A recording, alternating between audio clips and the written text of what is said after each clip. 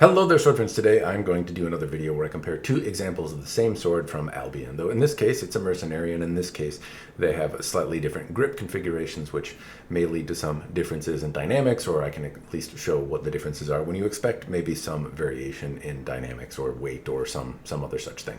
In the video a week ago I compared two Albion Alexandrias that were the same. They had the same hilt, and so I have two examples of the mercenary. I thought I would compare them. Given that they are different, let's see how much difference there is. This spoiler alert, there's really negligible difference in dynamics and weight, and so there you go. If that's all you wanted to hear, you can move on.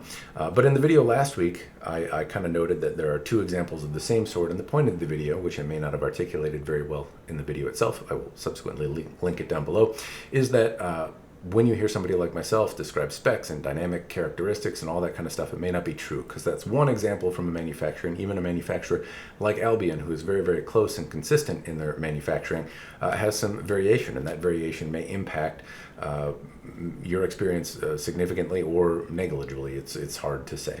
But as you hear somebody like myself espouse love or hate toward a thing, that's one example often, and a lot of manufacturers have a wider spread and variation in terms of weight and dynamics on their products than Albion does. So you're only seeing one small piece, and your mileage may vary there. So take all of these reviews and things like that with a grain of salt, because I've had swords that across the same model that have had very, very different dynamic characteristics. If you closed your eyes and held them, you would think they were completely different swords altogether. And so Albion doesn't happen to be the case, but it can be, so there we go. Anyway, this video, I'm comparing these two Albion mercenaries, and in most cases, I think you might expect that the wire probably weighs more than the leather, and I believe underneath this wire there is also leather, so one might expect that there is some added weight in this type of hilt construction, given that it's got a little bit of metal on it, and how might that impact dynamics? Well, I will share the specifications and all that down below, but the spoiler is there's really a very negligible difference. Though oddly, in comparison to last week's video where I did two Albion Alexandrias that were both lighter than the advertised specification, these are oddly both heavier. So it's advertised at 2 pounds 14 ounces, or give or take, and the half wire grip is heavier by 2 ounces, but this is 3 pounds, so it's 2 ounces heavier than advertised and 2 ounces heavier with a half wire grip. Though obviously, last week I compared two swords that should have been the exact same, and there was 2 ounces of difference. So I don't know if that is from the material used in the half-wire grip, or if it's something spread across the blade. In this case, though, there is some difference in thickness between the blades. And to Albion's credit, the point of balance and dynamic characteristics here are very, very similar.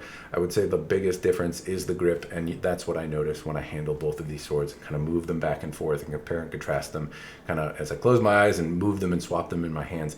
Dynamically speaking, they feel very, very similar in terms of point control, in terms of how they swing, but the profile of the grip, this one's a little bit larger, this half-wire grip, this one's a little bit smaller, and how that impacts your usability is really where I would say where I noticed the biggest difference. Anyway, there are some measurements that I can share with you. It's a very small difference in terms of thickness at the base and out 26 inches towards the tip. But there is a difference. There is a difference in thickness. Substantiated is also by these two scabbards I have. So I have a scabbard made by Matt Hall at Everything Medieval for my Albion Mercenary, and I happen to have a Todd's Stuff scabbard, or a Todd Cutler scabbard. I can't remember exactly which iteration of his shop it came out of, but I have a scabbard from Todd, and basically the half-wire grip is a little thicker at the base, and it makes it not bind a little bit, but it doesn't fall out very easily. You have to kind of give it a tug to pull it out of the scabbard, out of either one, and the Albion Mercenary with the standard grip tends to fall out pretty easily. It moves pretty loosey-goosey in the scabbard. So that's one thing you might want to note as well, just as a side note. These subtle variations, while they may be subtle, to some folks, coming out of the scabbard very easily and requiring some amount of force to pull out is a big deal. And if there is a slight difference, it might mean that you have to shim your scabbard or do something different to do it. So that's one kind of practical application difference in terms of accessories that I've noticed. But otherwise, I would say, as I compare and contrast, the only real difference that I notice is that this is a thicker grip, and how I hold it, it feels a little bit more connected in my hand, at least with one grip. I feel like I have more purchase on it, but I actually prefer the standard grip. So even though I feel better connected to this, this one, I don't know. It just feels good in my hand, particularly in two hands. Now, I haven't really done enough with the Albion Mercenary. I did a review on it some many years ago where I rambled about it, but I don't think do enough. And so maybe I'll revisit the Albion Mercenary again. But I think I owe the one that I'm this guy right here a sharpening and to and to maybe put it through its paces again. Anyway, measurement-wise, basically, they are very, very similar. There's a 2-ounce difference between them.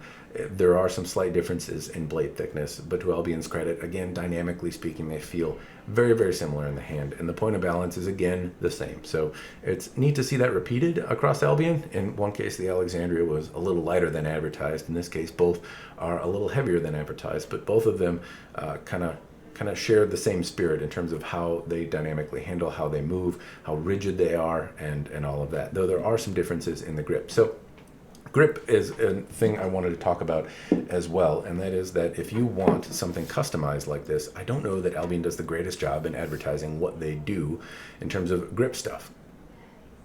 So I have the website up, and obviously the examples that I have show just the half-wire grip option, but you have antiquing, you have bluing, you have various colors, which I think they do actually show on the website side of things. Then you also have a diamond overwrap, and that's not something that I have actually gotten a chance to see. Now, I would speculate, and tell me if I'm wrong, that those little leather straps might come loose easier than you might expect. At least that's the impression I get from the diamond overwrap, but I've never actually had an Albion with one of those types of diamond overwraps, so let me know. It'd be interesting to see one on something other than the, I can't remember what model this is that it comes on by default. The spiral wrap is another thing on the website that I think is kind of goes undersold a little bit, and something I wish Albion advertised a bit more. Maybe it's a pain in the ass, so they just don't want to do it, so they don't mention it, but I've had it on the Svante, I have it on a Cressy back there, and it's something that apparently they offer on a number of other swords, and it is a very nice upgrade in terms of how it feels in your hand and how secure it is. So this handle, the reason I think this kind of half-wire one fits in my hand a little bit better or feels dynamically more secure is really the thickness, the girth of it. It doesn't have much to do with the texture, or it doesn't have much to do with the half-wire in particular. In fact, the half-wire is more of a pain in the ass to keep clean. It's an aesthetic thing. It looks very handsome, don't get me wrong. However, it doesn't necessarily do much to enhance or detract from my experience. In fact, I suppose it could detract if it rusts through and comes loose. Those wires would probably be very pokey and hurty if I was using it barehanded. But the spiral wrap that I've had on the Cressy as well as the Svante does feel really good.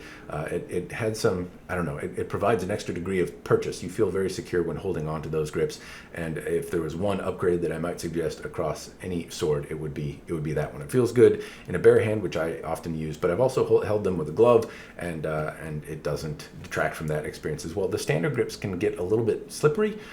This one is small, so if I put on a big glove, my hands are already pretty big, and I don't mind the small grip on here. In fact, I do actually like it, but if I wear some sort of thicker gloves or something like that, then it becomes a little bit cumbersome to hang on to. I can't quite get my sausage fingers around it so much. This I don't have the same problem with, and the spiral grip feels great. So if you, for what it's worth, spiral grip, a worthy upgrade. Actually, I should probably just bring the swords out.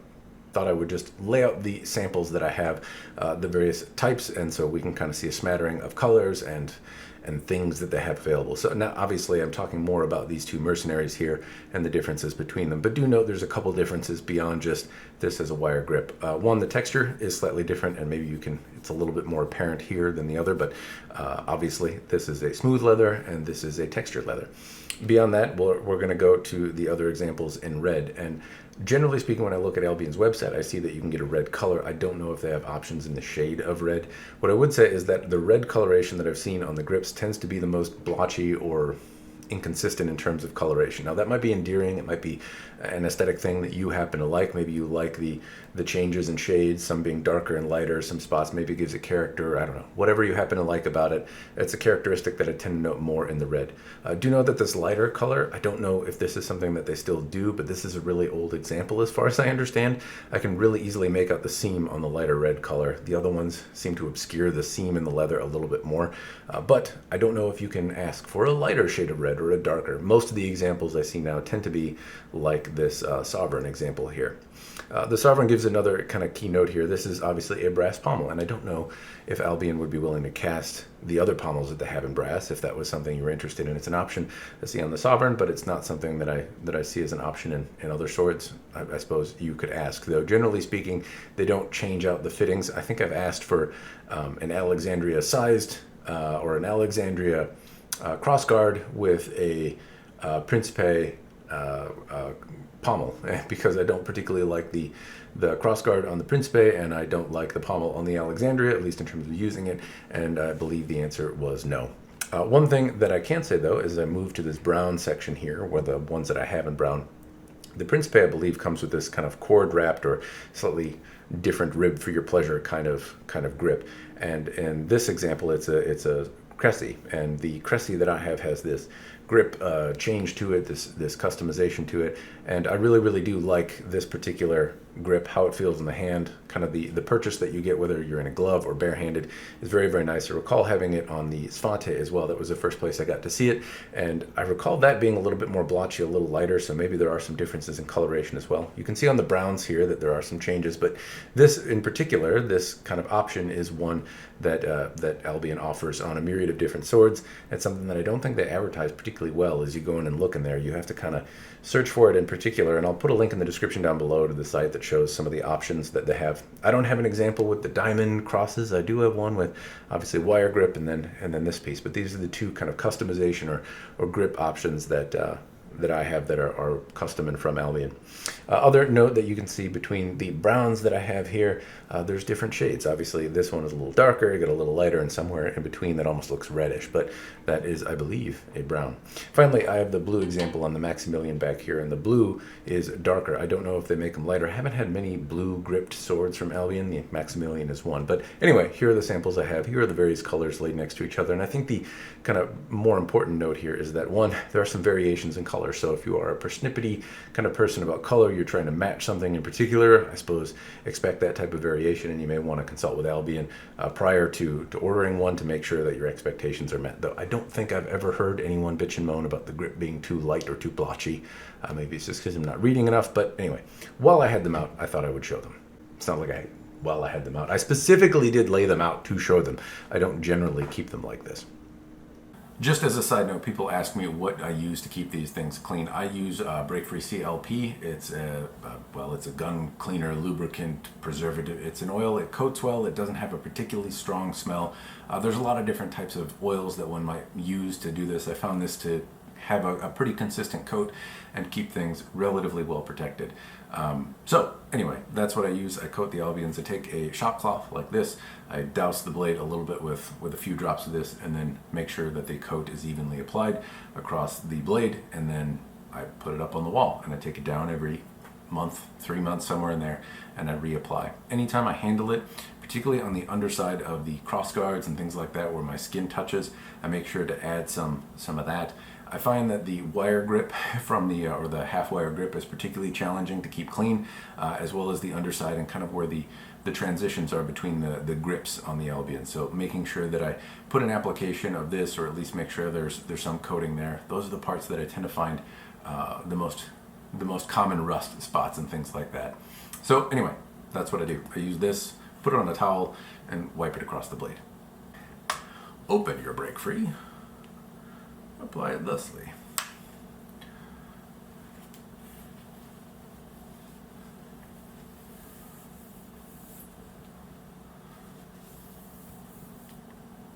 And make sure to get the edge. The Albions don't tend to be ridiculously sharp, and I don't think I've sharpened any of them yet.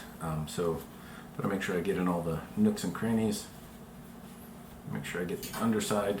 Make sure I whack the clothesline above me. Yes, that's what that is. That is a clothesline. Go down to the pommel. I try not to get the oily bits on the grip, but if it gets on there, I haven't had any problems with it causing discoloration or problems or anything like that. So if it touches it or it gets a little oil on the grip, it's not a problem, but obviously you don't want your oily hands on your grip, because then your grip is slippery, and losing your sword while you're swinging it around is breaking rule number 1 of swinging swords. Anyway, that's basically it. Put it on the sword, wipe it around with the rag, make sure it has an even coating, and then try not to touch it. Ideally, also try not to talk at it. So when you're breathing, you spit little particles and stuff, and those can cause those kind of nagging bits of rust on the sword. So ideally, wipe it down, shut your mouth, put it where you want. I'm going to follow my advice now. All right, swords are put away now. Some closing thoughts just to note.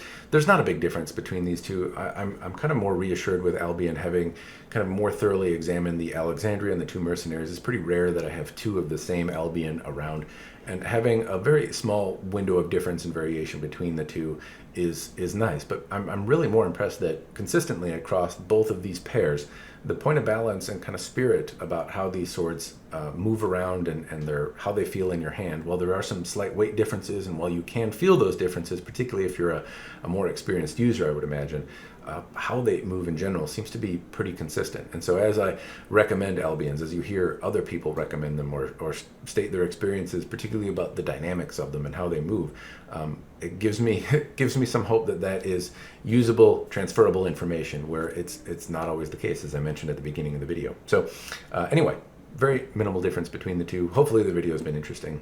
That's all I've got. As always, cheers and thanks for watching.